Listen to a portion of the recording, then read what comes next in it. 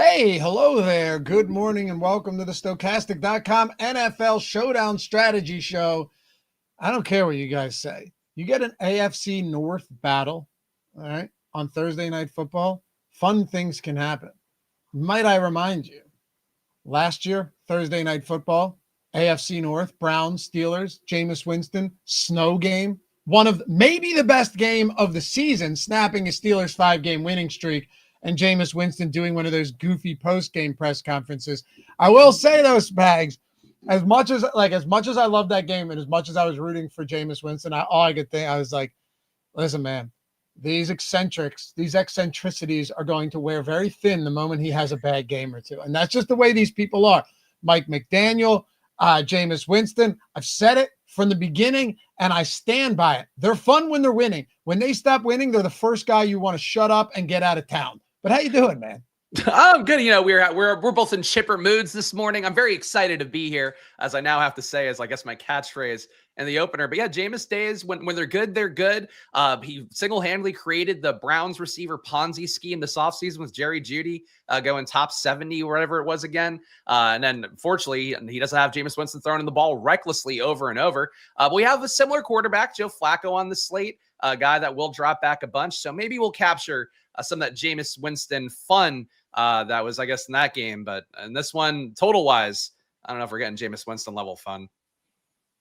Yeah, it's unlikely that's going to happen. But I do think Joe Flacco understands the assignments, Spags. I think he knows just get the ball in the vicinity. Throw it remotely close to Jamar Chase or T. Higgins and see what they can do. Like, did you see the one-handed grab in the end zone on the pylon that Chase made last week on Sunday? Like, that type of stuff is not normal. When you have a guy that is unusually talented, just a freak by all metrics, you just should put the ball somewhere near him and let him come up with the ball. I've never understood why quarterbacks, are afraid to do something like that. Like, they're afraid.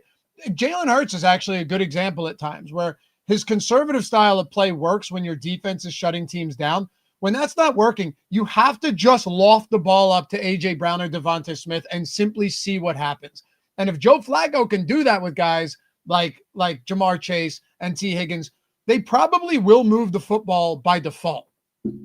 Yeah, I mean, I'm with you on that. And I think Joe Flacco had a quote this week as well. Like, so one of the reporters had asked him, like, what do you do if Jamar Chase says, I'm going to do this on a play, and it wasn't what's called in the play? And Joe Flacco's like, yeah, whatever you want to do, boss. That's what his mission should be, is in particular feeding Jamar Chase. The T. Higgins is getting paid enough too that he should want to keep him happy as well. But I'm with you. I mean, even Justin Fields this week talking about like he needs to play more aggressive. I would agree. But I think that's a thing too, where the coaches kind of browbeat you about, oh, we gotta protect the ball. And it's a fine line. When you protect the ball too much, you end up stalling out drives. You end up not making passes that are right there, even though your arm can make them. And, people always want to worry about, oh, this guy's going to turn the ball over. And in Flacco right now, you're turning the ball over at league average, but he's not playing particularly well in terms of like getting the ball where it has to go, catchable ball rate and that stuff. But he will throw it up and he'll drop back a bunch. And for fantasy, it gives the volatility that we're looking for. I'm excited about this game, oddly enough. It's a strange game, but I like him. I'll take this over a Chiefs-Lions showdown any day of the week. Any day of the week, Spags. But hey, I don't want to bury the lead, okay? There's a guy I want to talk about, and we're going to, of course, get into a whole lot more here on the show. Glad you guys could join us. Greatly appreciative to all of you. If you don't mind, atone for your sins this fine morning. Hit that thumbs up, subscribe to the channel, and leave a comment down below. Let me know. Optimal captain today. Who do you have? Give me your optimal captain for this slate. There is one guy, Spags, that I really like. I've liked this man for a while. That sounds odd. From a football standpoint, from a DFS perspective. And I want to get over the field on him today. Currently getting 18%. The field is not ignoring him either, but he's only $2,000 at flex, which I find to be way too low. His name is one Darnell Washington. Now, this guy is a freak, okay? He's 6'7", 270. They're running him, and we're going to talk about all of the top plays. Don't worry about that. They're running this guy second most routes run over the last 2 games, behind only DK Metcalf. Pat Freiermuth is seeing his role diminished by the day. Yes, Darnell Washington is used to block as well, but he's also running routes. He's playing 85% of the snaps over the last 2 games. I want to show you something that I think you'll find as fascinating as I do, okay? Darnell Washington, if you were unsure of just how big this man is, right? You've heard about it. You've seen him out there on the field. Have you seen what his hands look like when he catches a football? By any chance, Spags? No, I mean, I remember him being gigantic at the combine because that was part of the appeal of him. And then unfortunately, it didn't really translate the time on the field. But no, I'm curious to see these large limbs of his. Whatever limbs you got, I want to take a gander. This is a regulation size football. Now, I'll try to zoom in more here. I want you to see this. See if I can make this work. That is a regulation size football that his hand. So here's, this is not regulation size, and my hands are not small, but like definitely not engulfing the foot. I would need about twice as much hand, 2.5 times. Yeah, dude, you can almost not see the football. Yeah, he's a big man. I mean, he's huge. He's huge, man. He's just a freak, and they're using him more recently. I bet an anytime touchdown for the $2 million jackpot over on FanDuel. Threw that one up on Tails already.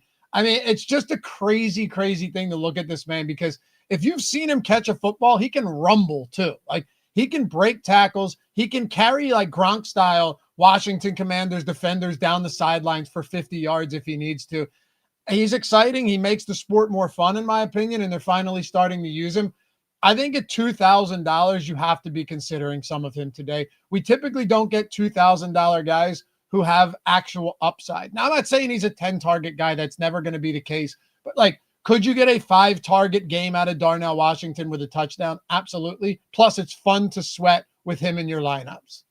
And, and also gives you then, I'm sure people are going to be a little more aware of Washington for 2 straight weeks, spiking that, that route upside, like Loughy mentioned, the snap upside too, the fact he's been doubling up Freiermuth. I kind of wonder, because this happens a lot on these shorter slates, these, island games that have a lot of casual players. I wonder when people are going to play Freiermuth more because they know the name. They think that he's like, tight end 1B to Jonnu Smith. I think that people maybe, I don't know. I'm curious, Loughy, what you think about that. Because like Freiermuth, these kind of players like Freiermuth, I feel like always carry a little more ownership on a showdown. But I think people might be excited to play Washington, just kind of knowing that he's a new toy out there. And that could make the game theory interesting for Jonnu Smith. I think it could. I also think it could make it interesting for Freiermuth. I'll never put it past Arthur Smith to just do different stuff, right? And maybe they decide, hey, we don't need as much Darnell Washington blocking today if Trey Hendrickson is out or something like that, right? Like there are possibilities that Pat Freiermuth could get more work, but I still think Darnell Washington is and Jenna, I'm not saying Washington's going to be sneaky, but if he's 27% in the flex, that's not insane ownership for a guy that's $2,000 either.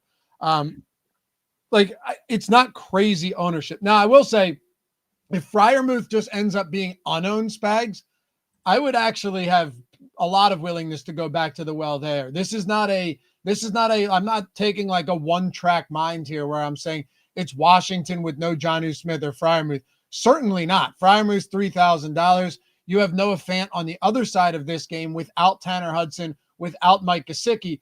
The tight end position is actually kind of interesting today. Darnell Washington's just fun to talk about. Yeah, no, I think that's fair. And Freiermuth, I just think my big concern is that just how much people click the name because like they see him or people more excited for Washington. I'm curious to see how that plays out because the ownership sometimes on these slates, I feel like can get a little more fishy than some other slates might be. You just get some less sharp players, especially that first Thursday night football game. It's like people want to get some action in the beginning of the week. I don't know. Freiermuth might get overplayed for a 3K guy who's playing 20 snaps a game right now. He might. He definitely, but you know what, dude? I feel like the field is getting sharper in a more traditional sense like this, right? The sharper in the sense where they know how to identify these kind of shiny new toys, right? Mm-hmm. But maybe as a whole, the public is not as sharp as far as understanding like differentiation points and leverage. Like I could see them shifting heavily to Darnell Washington and pivoting hard away from Pat Freiermuth. Looking at his most recent game logs, you're saying, all right, well, Freiermuth is one target over the last 2 games. He's basically uninvolved. People like to look at these game logs and the box scores. Pretty simple analytics or data as far as like snap counts and route runs. That stuff's ubiquitous at this point. It's easy to find. It's everywhere. So I do think you get locked in that mindset where you actually might see Freiermuth go disproportionately to the other side and be virtually unowned. I think that's very much a possibility here as well. Yeah, definitely some box score chasing. I mean, there's nothing there for Freiermuth. He's not getting red zone targets. He's not getting, real targets. But this is like a lot of debate for the tight ends for the Steelers. But frankly, it matters a little bit more on the slate as well because of how high that total is, how bad Cincinnati's defense is, and also the fact you don't have Calvin Austin. Like now there's room to really debate everybody who's not DK Metcalf is like a secondary pass catcher. Michael D. Didn't realize Loughy had hair. Always used to seeing that backwards hat on. Yeah, once in a while, man. Once in a while, we will unveil the goods. But yeah, coming off a haircut. Jenna, that's where I'm at, Jenna. She said, don't get me wrong, I'm still going to play. I'm referring to Darnell Washington. Exactly. Like I still want Darnell Washington, but this is not. If there's the most fun player to talk about on this site, it's him. If there's the most interesting player, I think it might actually be Pat Freiermuth. Because I don't know, like we have him at sub 7% in the pool when I ran this on a 10,000 field Spags. Like he's not right now projected to get ownership. And typically the biggest driver of ownership isn't just kind of, the hive mind mentality. Well, there is that, but a lot of it's derived from the prop market. And my guess is that Pat Freiermuth's receiving yards prop is in the gutter. Yeah, and also, at that price point, you do have Noah Fant, a little bit more expensive, and he's a guy that I think people will want to play a little bit more of, though. I see the chats talking about Drew Sample. Tanner Hudson's been a popular play at times for the Bengals. I think it's possible that maybe people don't go nuts on Noah Fant for that reason. But Fant does project for about 2 times the amount of fantasy points as Freiermuth, so that does make Freiermuth at that point at least a viable pivot, given the fact that Pittsburgh's total's higher. Yeah, definitely. Eric with does Dave go to supercuts? Yeah, that is a nice skin fade right there. You're not getting a skin fade, a mid skin fade at supercuts like that, Spags. Come on. I think you probably could. I think you're not giving supercuts enough credit. I don't know if it'd be as tight as that one is, but you could get one. Maybe. I don't know. My barber and I are tight now too. So we talk, we'd shoot the shit. And I actually enjoy going there. I'm there for an hour every 3 weeks. So it's not a little supercuts informal situation. But no, and then somebody else, Spags, were you on the show with me yeah, you were, when I told you about my wife accidentally locking me out of the house and I was in my car till like 12:30, right? Somebody asked, morning guys, hey Loughy, any cheap shot locking yourself outside your house stories after the beer league last night? No, don't call that beer league, man. We compete. What's up with the insults? These backhanded, actually front-handed slaps to the face. No, Spag, but I will tell you what happened. I was going to make cheesesteaks on the Blackstone for everybody last night, but it was, a little bit of rain, a little drizzle. You don't want to of course, you wouldn't want the Blackstone getting wet and then not dry, right? It's not covered. So I do it on the cast iron skillet, which I'm the only one that uses, right? My wife, it's too heavy. I get it. They're very heavy. She didn't want to use that. She never does. That's fine. The cleaning process is different. They also, if you guys are unfamiliar, they stay hot for a very long time. So I let it sit. She's the type of person that's like, we got to, do the dishes, clean up the kitchen right after we eat. I'll get around to it. So I'm like, I'll get the pan. This was Monday night. I go down, I do our DFS live before lock. I come back up and I see that the pan has been cleaned. And I see that it is still wet because she used soap and water on a cast iron skillet. Yeah, you're not supposed to do that, right? No. I mean, some people say you can, not me. Half the time I just wipe it down. A lot of times I won't even do anything. I'll just wipe it down with a towel. So it rusted and now I'm pissed off. But there's my story on what my wife did to make my life miserable this week. I'm kidding. I love her, but women can't live with them.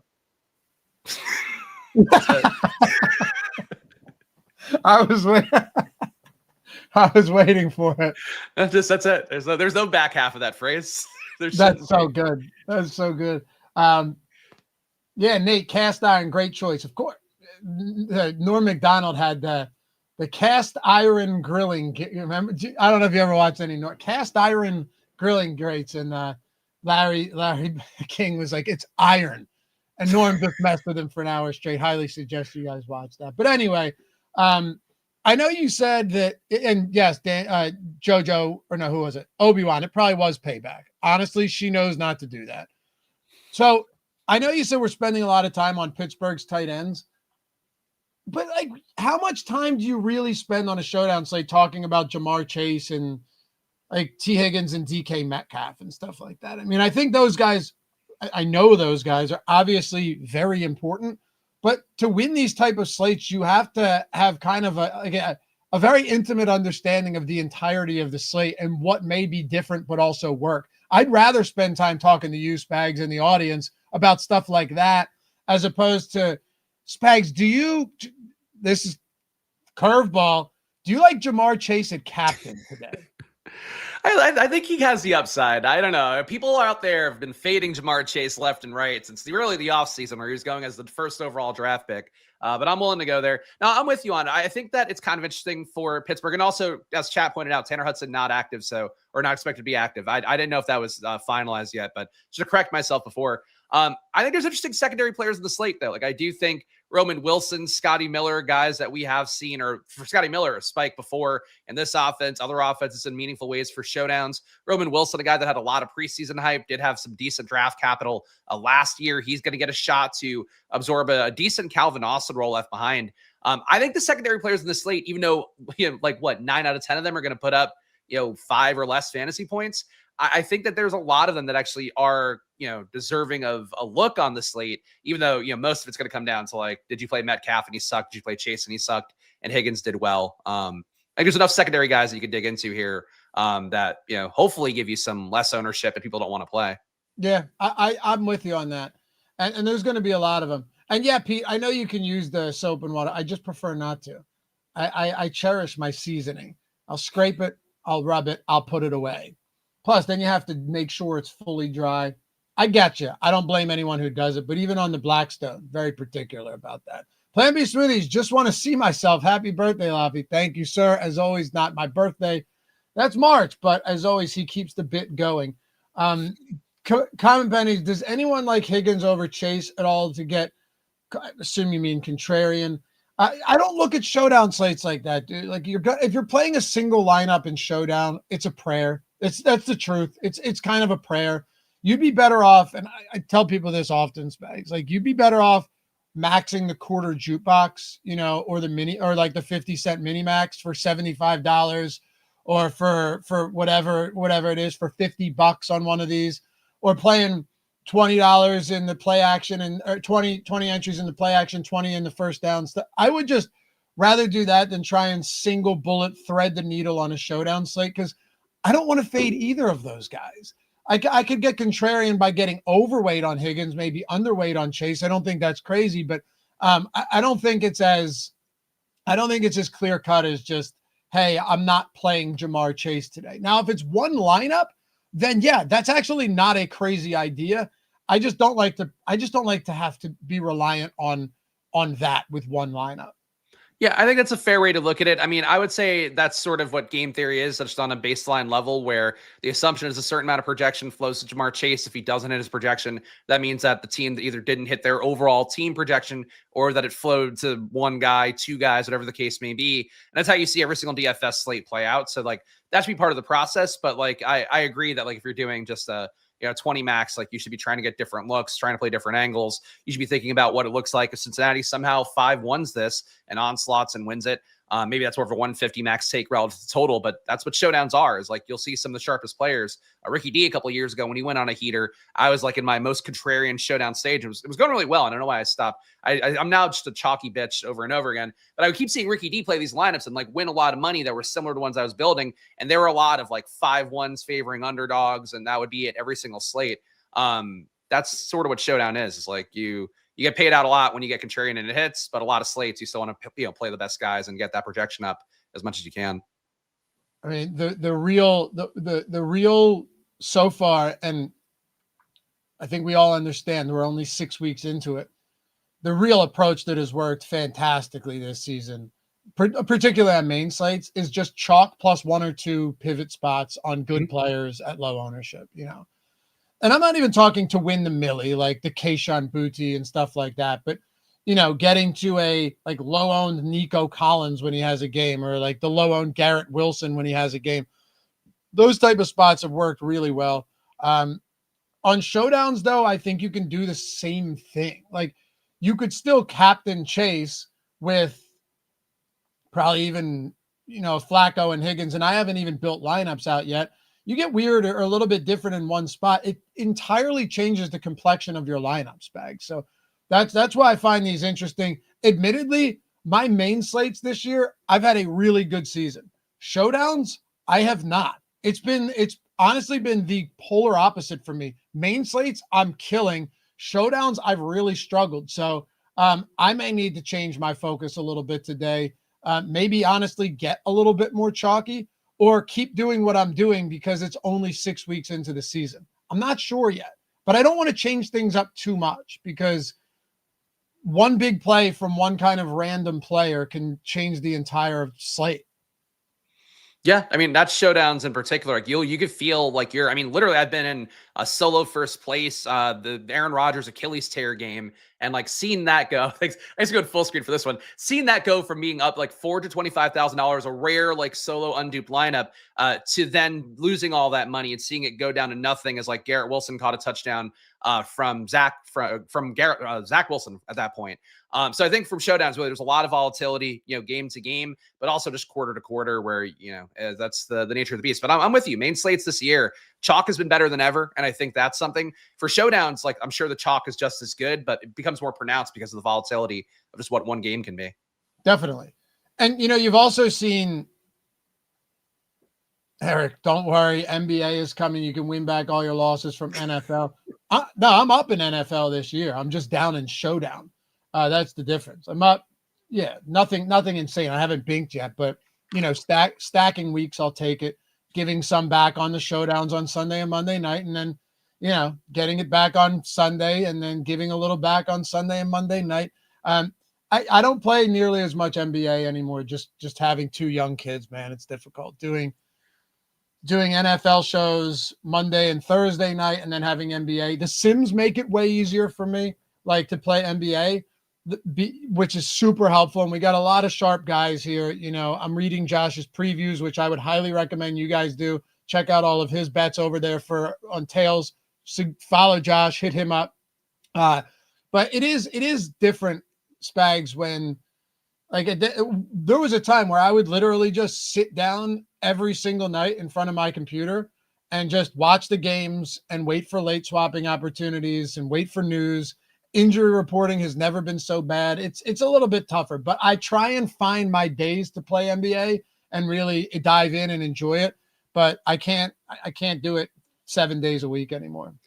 No, for me, I'm doing Live Before Lock next week with Greg, I believe Tuesday, Wednesday, and Friday. And they're all the days where they're on NFL slates. Because for me, it's hard to juggle both. Content wise, I think I am going to be doing both for my Splash Play channels. But I'm with you. Like NBA is tough. I was doing projections last year as well. And I think I'm going to do them again for my subscribers. And like, it's a real pain in the ass to keep up with it. And frankly, in NBA too, the tough part is you'll still get the guys getting injured early, late scratched. That happens now still.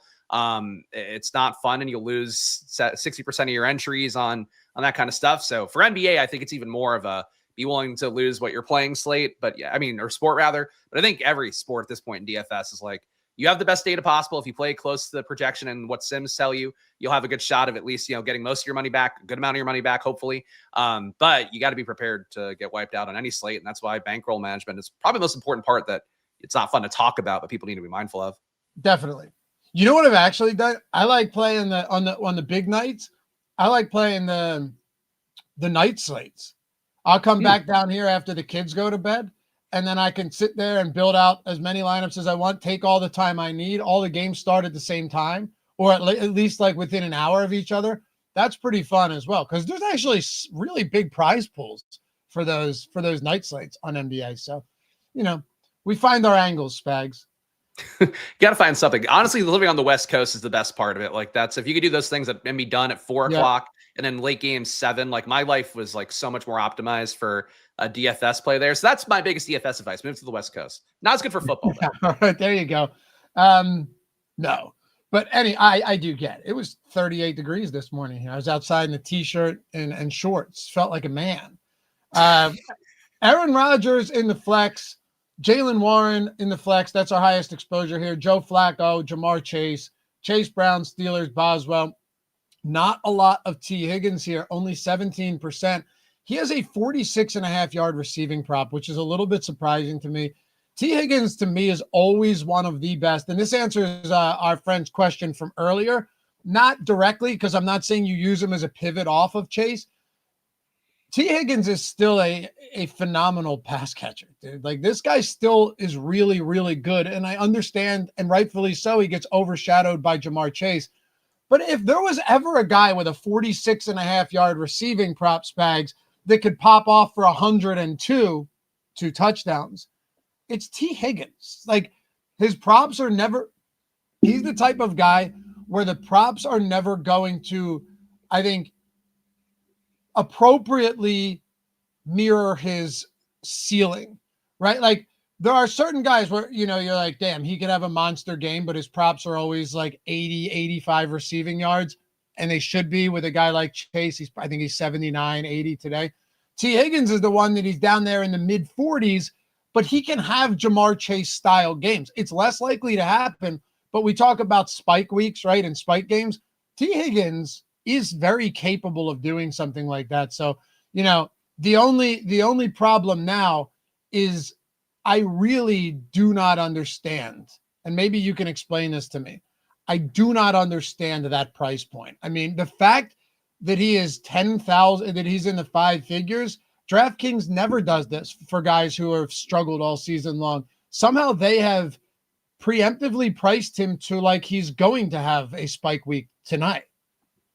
Yeah, I agree. And it stands out too with the projection being not that high. Stokastic has Higgins at about 11.8 fantasy points. For comparison, Jamar Chase at almost 19. That's a pretty big gap for not that big of a gap in salary.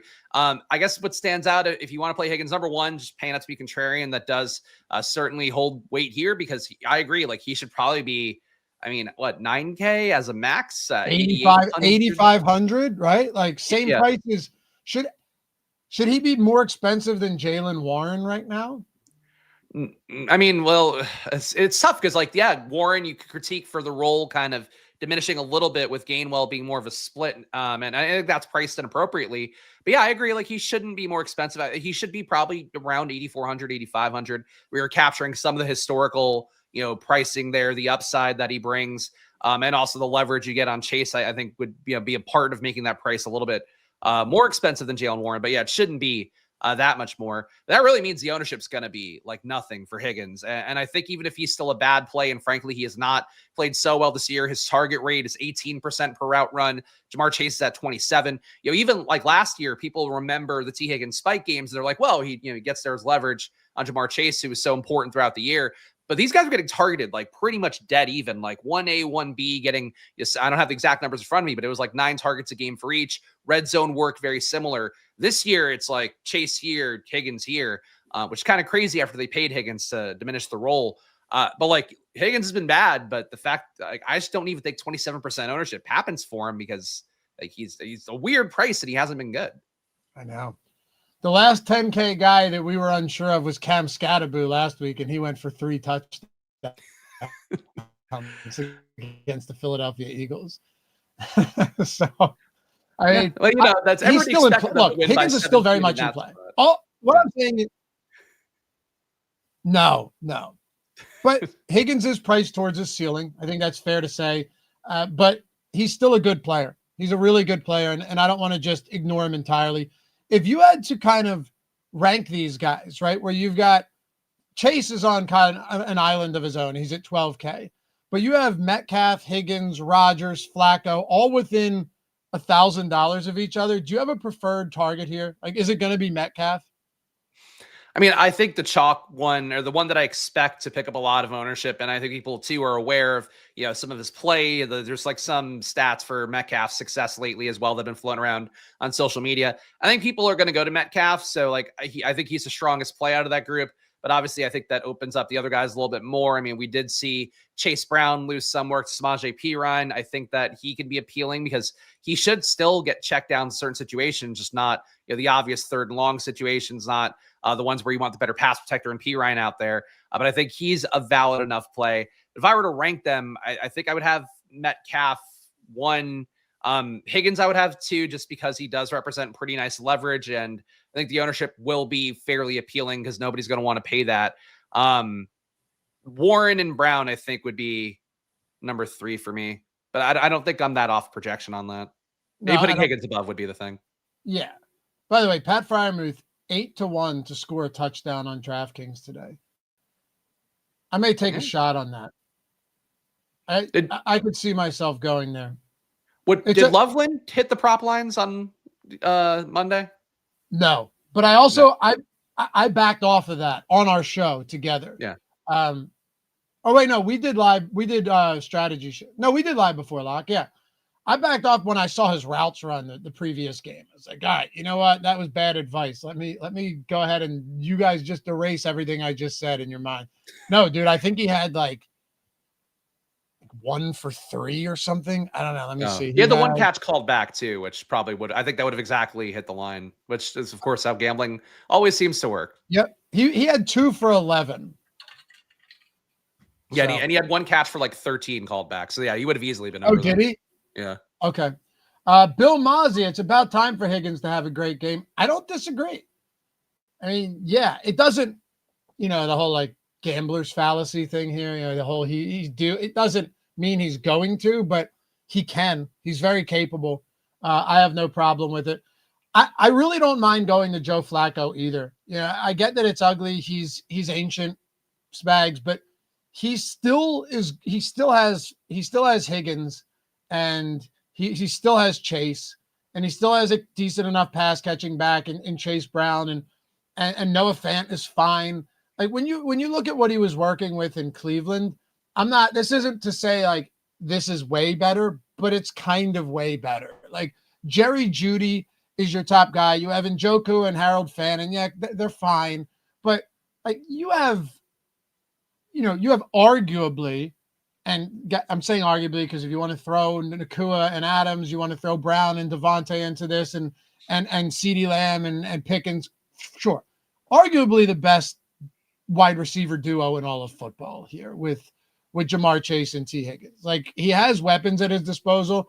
And I just believe that both of these guys are good enough contested ball receivers to where Flacco could just throw the ball up and end up throwing for 3 touchdowns in a game like this. And another thing to consider, AFC, I opened the show with this. I opened my betting video on the OddsShopper channel with this.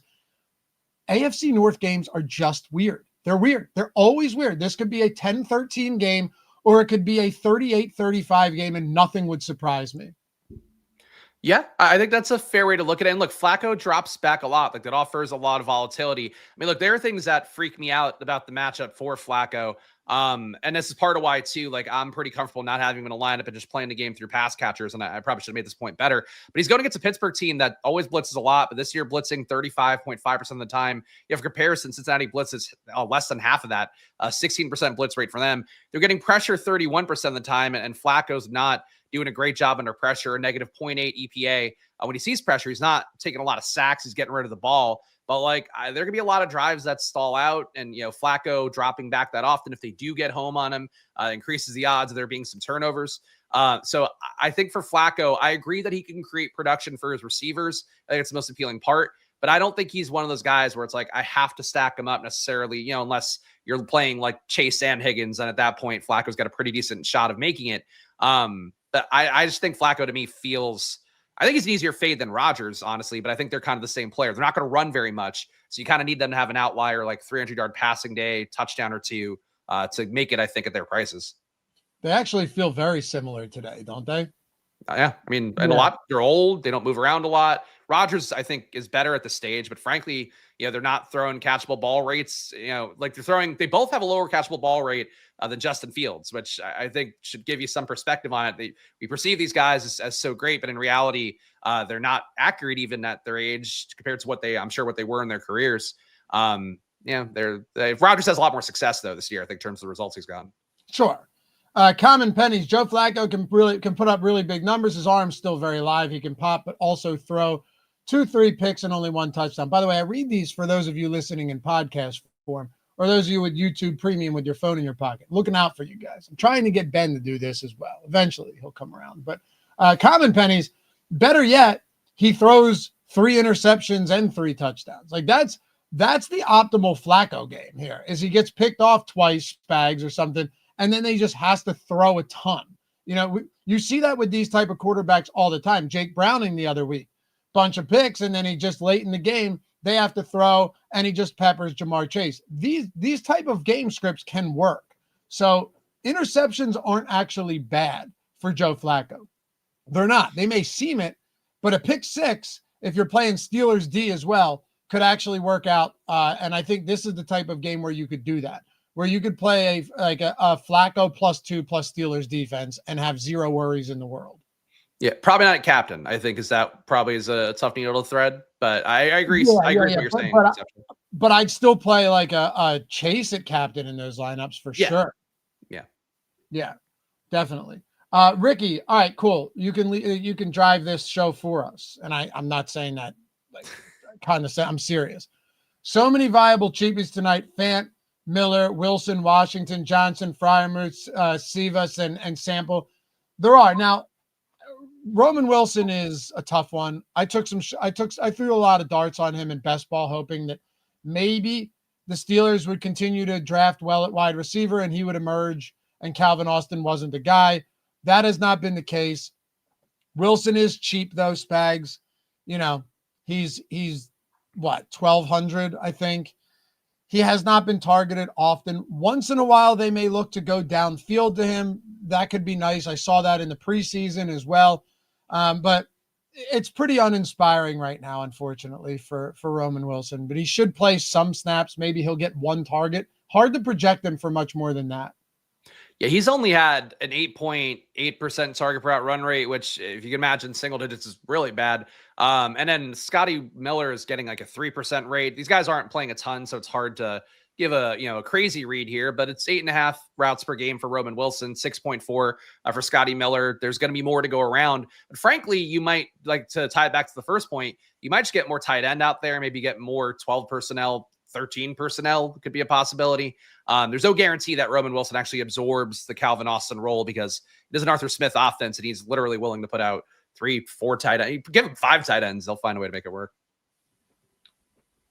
Of these other guys that our friend Ricky Pearsall, by the way, that is actually the Ricky, for those of you guys who are unaware. I don't know why you laugh at that. He's not in practice. He's got some time. He's up early on the West Coast. Yeah. I mean, it's better than the other dude who would super chat us with the name Riley Cooper. And then the numbers after were Riley Cooper's number. And he would just shout, racist obscenities in the super chats. And then I'd have to read them because he was giving us $1 each time. So that wasn't good. You remember the You had to read them. You had to read them because you were writing them from another handle. That's funny. You remember the Riley Cooper fiasco, right? Yes, of course. Yeah, at a country music festival. Not a great look for old Riley. So, of these other guys that he's listed, who interests you the most? Who interests you the least? Are there any that you're just not getting to at all? I mean, Noah Fant, for example, pretty reasonable price point. I think Sample will get used, but literally 2 tight ends were dropped last week, and Mike Gesicki and Tanner Hudson. One's on the IR, the other's out today. So Fant should get work. He's proven to be a capable pass-catching tight end in the past. I think some of these guys are definitely more appealing than others, though. Yeah, I mean, sim-wise, definitely getting Noah Fant and Bengals D the most, 20% plus for both of them in the flex. And they're both around a similar price point, so it might just be that $3,200 to $3,600 range works well with certain lineups. And also, the ownership is not super high for either guy. Definitely very low for Bengals D, which shouldn't be a surprise given how bad they are and the matchup. But Darnell Washington, who we talked about so much at the beginning, and Loughy, I think, made the great case for, he's coming up 17%. It seems like those are the big 3 out of the cheap guys. Everything else, at least I'm getting sim-wise right now, under 10%.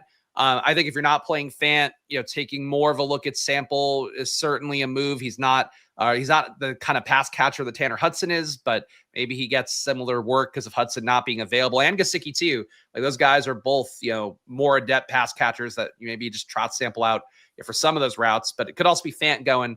And frankly, you could probably play both, and that's a way to get unique. Obi-Wan, I would never actually read those comments. I'm kidding. And he wasn't actually making those comments, but his name was Riley Cooper. Steven, is Hendrickson playing? We don't know, but they haven't ruled him out yet. I think there's actually a possibility that he does, despite it being a short week. Thank you for the super chat, Artie. Is it viable to fade both quarterbacks tonight? Yes, it actually is viable to do that. This could be a weird game. You might want 2 kickers and 2 defenses. Like this could, Spags, there's no way that I look at this and go, I have to have at least a quarterback in every lineup. And I think it makes sense to get to these guys, especially with, the price points being reasonable, but they're not cheap, right? They're not super cheap. And yeah, this could just be an odd kind of defensive battle. Pittsburgh's defense is healthy again. Sean Elliott is on the injury list, but aside from that, everybody else is healthy for the first time in a while. They're fresh off of a bye, two weeks ago. Yeah, I think you could absolutely do that. Yeah, I agree. I mean, look, again, they don't run very much. If there isn't a lot of upside for the pass catchers, and also, frankly, if like DK Metcalf hits, he doesn't need to take Aaron Rodgers with him. If Chase hits, he doesn't need to take Flacco with him. And like Loughy mentioned, kickers are viable. Defense, at least one of them feels viable. Both are sim-wise fairly viable. There's a lot of ways to not play the QBs today, and I'm pretty comfortable not doing that. It's a lot of ownership for them, especially for Rodgers. A lot of the cheapest guys that we have right now when I ran the sims, and this will update throughout the day, of course, it always does. Ben Skoranek, minimum salary, we have 3%. This is on 150 lineups. You run 2 uniques, in case you guys were wondering. So this would look different. I'll show you what it looks like with no uniques in a second. 5% Drew Sample makes perfect sense to me. 1% Mitch Tinsley. Little Scotty Miller, Roman Wilson, Darnell Washington, we have 18% of. And then, kind of comes up after that. Yosivas is 4%. He was targeted 5 times, only caught 1 of them last week. He's fine. But you honestly may just be better off jumping into this like Drew Sample, Darnell Washington range. Noah Fant's 3,600. We're getting with the field on him. Totally makes sense. If we come up the ladder a little bit here, is there anybody else that we're getting more of? Wow, 30% Kenny Gainwell. That's a little bit surprising, but I don't know, man. 30% Kenny Gainwell seems like a lot, Spags. I mean, the roles were pretty similar last week, and Gainwell, I think is earning targets at a similar enough rate. Frankly, both guys getting targeted an incredible amount for running backs. 34% target rate per route run for Jaylen Warren, 33.8% for Kenneth Gainwell. It's a lot of targets for those guys. And the red zone roles definitely favoring Jaylen Warren, 3.5 per game for Warren, but still 2.2 per game for Gainwell. I think it's possible they both can make a lineup. I think probably not with one at captain. I think it's possible that Gainwell can be nice leverage against Warren, given the fact he has half the ownership. So I actually like the sim giving you Gainwell, even though you don't want to go nuts on him because the downside's certainly there. So are you on board? But see, we're with the field on a lot of these guys. Our most leveraged spots right now are Steelers D, fine with that. Jaylen Warren, actually, and Kenneth Gainwell. So, that to me actually makes a lot more sense now that I see how the Sims are playing this out. This is definitely an approach where it's like Steelers run the ball a lot. They want to run the ball a lot. They don't have to throw as much, which is entirely possible. They're 5.5-point home favorites. Full disclosure, I bet the Bengals today. 5.5-point home dog in a divisional spot on a short week. I just have to. But now I see this where we're getting leverage over the field. It makes a little bit more sense. So we're not just getting over on Gainwell. We're getting over on Warren as well, Spags. You're getting over on stuff that the sim thinks is a little bit under owned, but definitely fits the team total here with Pittsburgh, even though 5.5 points is not theoretically that large. When you are a road favorite at 5.5. Like that is a pretty noteworthy spread. So if I were to read anything on what the Sim's giving you here, when you're getting 2 running backs, a defense, and a kicker, it seems like a play that's saying maybe the Bengals a little bit overowned on their side, and the ball might be more on the Steelers side of the field, more than people expect. What do you think of 16% Jaylen Warren at captain? Second most exposed captain behind Jamar Chase. Yeah, I mean, I definitely don't mind that. I actually got Warren as my highest exposed by a little bit over Chase in the 150 set I ran with 35 to first. So I think a little bit more of trying to thread the tournament game theory needle there. But I like Warren. I think that he's a strong play. I worry about Gainwell a little bit because it does seem like they're eating from the same plate, much like the same way was last year with Najee and Jaylen Warren. But yeah, Jaylen Warren's been good. Like he's efficient for the most part. He's missing tackles at a 28% rate. Just the issue is that he's not playing appreciably better than Gainwell. And I think that's always a tough thing because it could be the hot hand there getting a little bit more work. Steelers D 7%. I'm actually okay with that. Some Noah Fant. One thing to consider too on a slate like this with a low total on a short week in a divisional spot amongst teams who, again, could have a very low scoring game, could pop off for a high scoring game. Getting a little bit different at captain is not insane today, where you have Flacco and Aaron Rodgers as your quarterbacks.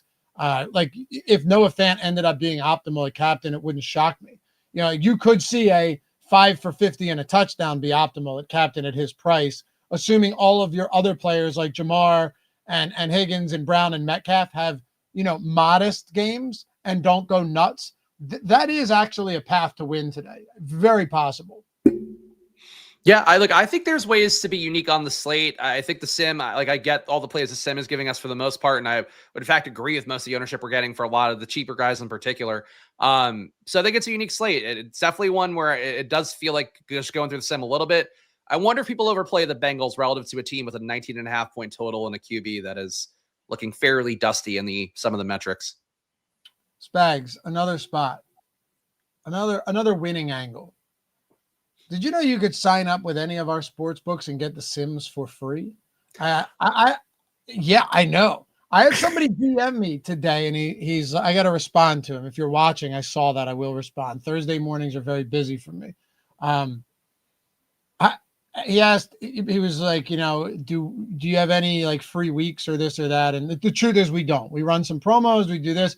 We don't just do free weeks or anything like that. I do think the tools are too valuable to just be giving away like free weeks, especially with the type of wins that we've been seeing already this season, like just pretty absurd stuff. You know, last year, 3 Millie Maker winners rocking the avatar. Who knows how many Millie Maker winners were using the tools and just didn't have the avatar, but some insane wins this year already. And also some people that have DM'd us and messaged me and hit us up on Twitter saying, I'm a low stakes player. I got the Sims for free and already, you know, have 50x'd what I deposited onto these sports books to get the Sims for free. And these are two of these just over the last, I think, week. Pedro and then you had Ralph as well. Low stakes players looking to get the tools don't have the bankroll or play as much to justify doing it the traditional way. The link is in the description, guys.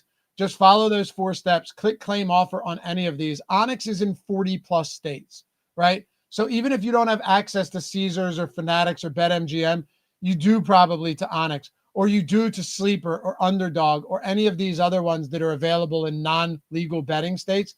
You just click claim offer. That's it. Sign up, make a deposit. It's $5 or $10 minimum on all these books. Place a bet or set a pick'em lineup. The moment that settles, just email us at support@stokastic.com and tell us what you want. Every single one of these equals a new month. So Spags, the way I say to do it, you go in, you claim your offer on Onyx, you spend $10, $10 deposit. You go in, let's say, to Caesars we can use as well. Make a $10 deposit, or it might be even $5. So let's say $15 total. And you say, with NBA coming up on Tuesday, I'll take a month of NBA core sims and I'll take a month of NFL core sims. And now you're literally running this up for a month, back-to-back concurrent, not back-to-back sports. And all you did was deposit $10 or $15 and place a bet. It's the easiest way to get these tools. especially if you're a low stakes player and you're using them in low stakes contests where most people don't have access to these type of tools, man.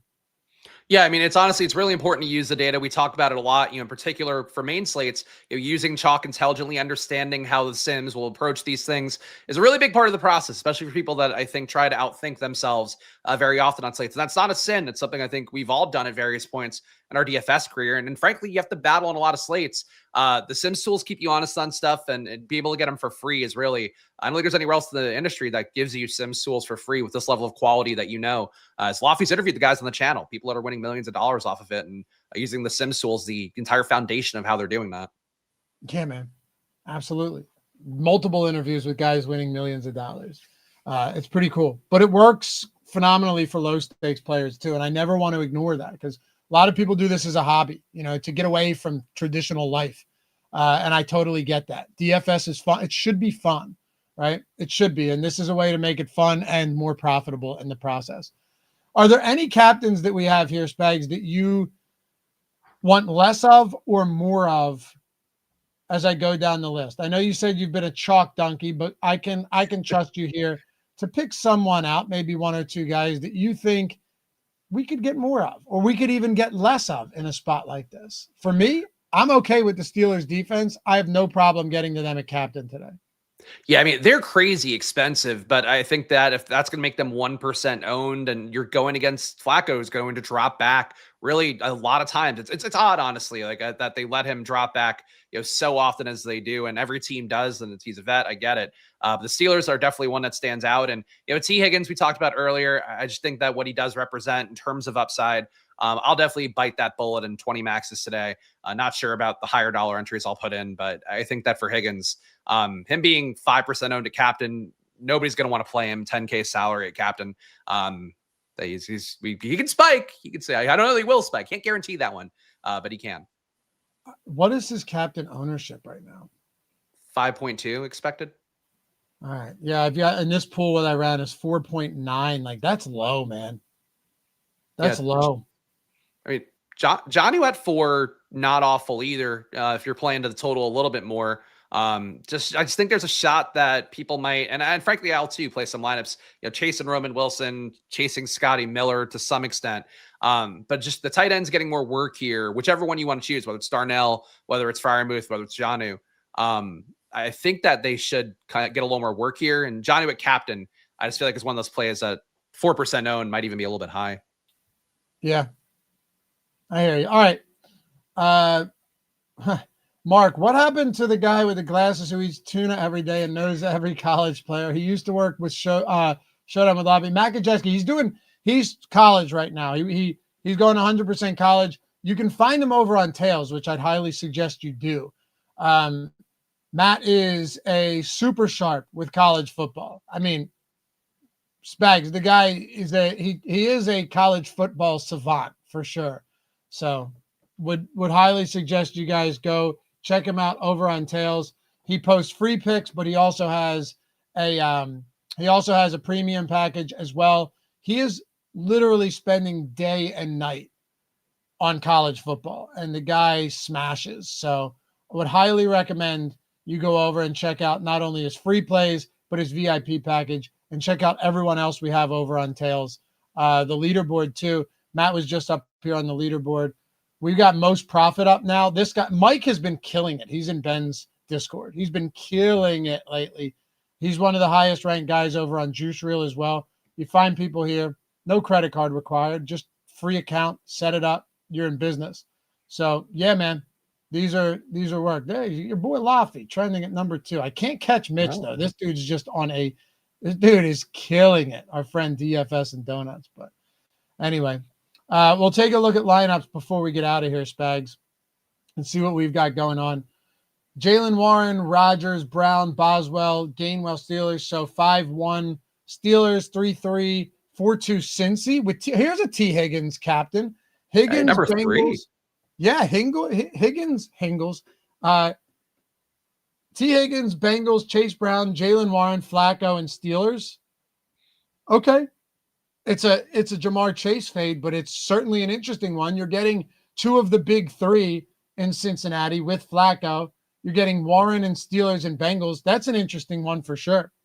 But you're also not leaving a lot of salary because you're stripping away Rodgers and Chase, and that's so much ownership. So I think it's interesting. Like Higgins offers a lot in the slate. He might put up like 2 points and Jamar Chase puts up 30. But boy, if Higgins hits, you really don't have to do a lot to get unique besides play T. Higgins, a captain, maybe even in the flex. One more thing I'd like to do here. Because we'll have live before lock tonight as well, guys. Make sure to tune into that. If you haven't planned on it already, 7:15 Eastern time. So let's see. If I remove the 2 unique Spags, what happens to our exposure here? Not that much. More Warren, maybe? Yeah, definitely more Warren for sure. But not that much. I think we had like 51%. So only 5% more. It doesn't look like it changes all that much. Washington's around where he was. Higgins was at 17. He's at 15 now. Let's see if it changes captain at all. I still like running uniques, though. I would highly recommend doing that, guys. Just make sure you're not feeding favorited lineups into the negatives, negative sim ROI.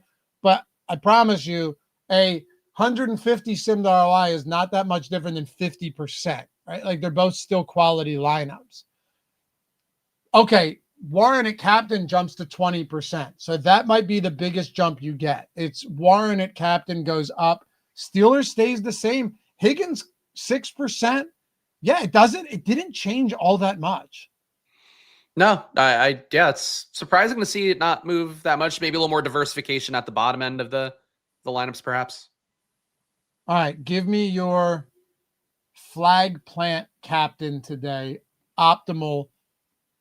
It has to be somebody unique. I'm not holding your feet to the flames here. I'm just saying, like, you had to go. I give you an entry into the, like, let's say a big single entry spot, right? But it's a large field, good enough prize pool up first place up top, but it's a single entry. You're only playing one lineup. And I tell you, but you have to be different at captain. You don't have to go 1% owned captain, but it has to be like a sub 5% owned captain. Who would it be? And by the way, I have T. Higgins at 4.9% in our Sims run, so you could pick him. I think relative to just how much the guys will be on the field, I mean, Higgins, like the Bengals just run more plays and put the receivers out there more. So I think I would go Higgins, but Jonnu Smith, I think, is also the one to me at that price point that looks pretty good. And I feel like you're going to take Steelers. So I'll leave Steelers for you, but at 1%, they're kind of compelling. I just wonder how much people will play. We'll play into that narrative of a Steelers ass kicking, and I feel like you might make more money, competitive kind of game build. Yeah, I'll go Steelers. T. Higgins, Noah Fant. Those 3 are kind of the most interesting to me in a spot like this. You know what? Yeah, we got a super chat. We'll do this before we go. Sure. Let me pull the screen share back up here. We had a question from Topher. Can you test this in the Sims? Yeah, sure. We'll run it in the single lineup Sims. We'll go 20% to first, large field contest. Let me back this out on the Zoom here. We'll call it the Topher build, as if that was necessary. All right, Spags, can you read them off to me since I'm up here? You got them right there? You want to read them to me? Warren, I presume, is at captain. Okay. Flacco. Darnell Washington.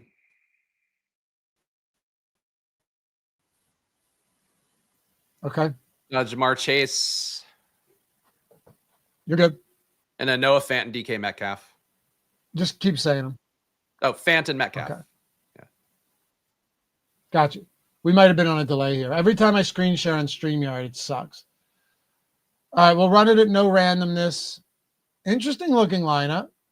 No here. Okay, let's take some guesses, Spag. There's no salary left over here. That would be the one thing. This has got to be duped to death. I would think it might still have the positive ROI, but I probably wouldn't play it. Like, I would almost consider pivoting. See, what if you were to take Metcalf out and like go with a lower? What if you were to take Metcalf out and go Steelers here? Does that change things? I absolutely would, because it's going to drop salary. You're decreasing the ownership product. Damn, you're leaving a lot on the table, but we can try it. Let's see. $4,600 left over here. It might be massively negative. Yeah, it is. Yeah. Maybe try Gainwell over Steelers. That's interesting. That's very interesting. So you got Gainwell and Warren with Steelers. So with no Steelers, sorry. No. Huh. The question then becomes, like, do you take out Noah Fant and put the Steelers in instead? Does that change things? Yeah, I could. It's too much money on the table, I guess. Might be. I wonder what's hurting this. Do we not need Flacco in because Chase is only making it flex? That might be it. I mean, I could try Chase Brown, Flacco, Jamar Chase, Chase Brown with Jalen Washington and Steelers D. There you go. We got it into the positive. You play around with it. That's why this tool is fun, man. Mess around with it. Use the link, join, sign up with any of our partners, or you can do it the traditional way. Grab a week, grab a month. Check these tools out. Check the sims, boom, bust, top stacks, all of that stuff. Anyway, Spags, appreciate you as always, man. Great show. Thank you guys for hanging out. Anything before we go? What you got going on for the rest of the day? Yeah, check me out on my @SplashPlayPod channel. We'll be doing a stream here, looking at Stokastic data, comparing it to some stuff around the industry coming up at 12 p.m. Eastern. So check that out @SplashPlayPod. And otherwise, be back on this channel on Sunday for Live Before Lock. I'll be tailing Loughy and Ben as I always do here, taking all my takes from you guys and also coming after you guys with Eric on Sunday. Yeah, man. Stick around all week long and Live Before Lock tonight. Have a great rest of the day, guys. We will see you back here for the next one.